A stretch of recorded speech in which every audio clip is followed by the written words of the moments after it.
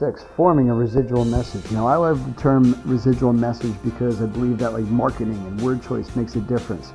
And so growing up, you heard the term thesis all the time. And I've always wondered, like, where did that word even come from?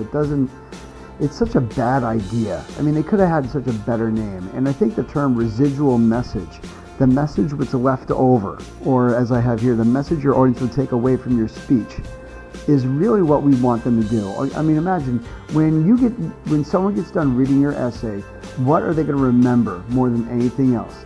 And I used the example in class of how, it was a class and everyone kind of lost track of time. Suddenly the bell rings.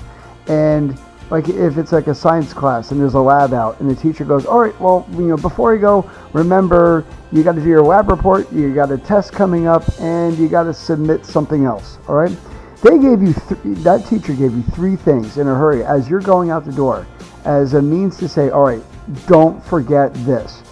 What you have to do in your speeches or essays or any type of communication opportunity is you have to provide your audience members the same thing. So we say, the rule of 3s here because psychologists tell us in Western societies, people generally remember things in sets of 3s. And I have my examples that you can see.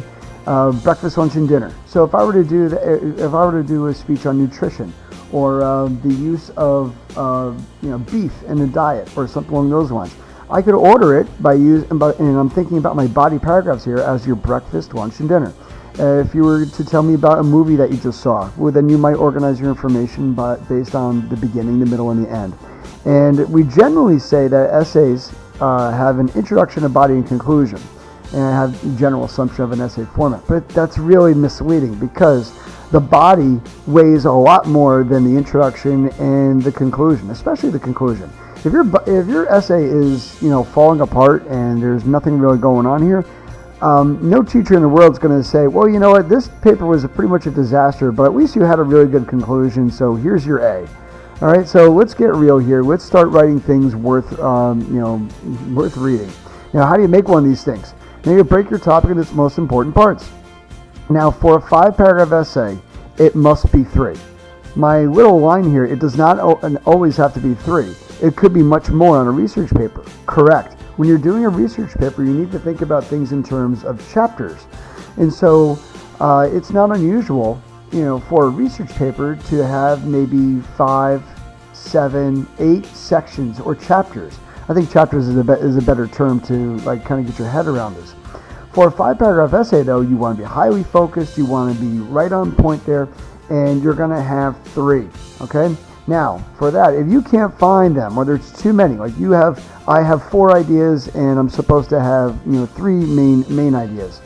You got to rethink your topic, and if you're short on it, it's like the same thing. You got to rethink it.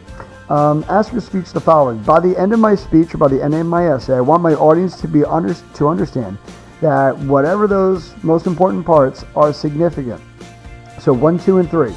Much like that teacher telling the class as everyone's walking out the door, what do you want them to remember or know? All right, that is the communication goal that you are striving for.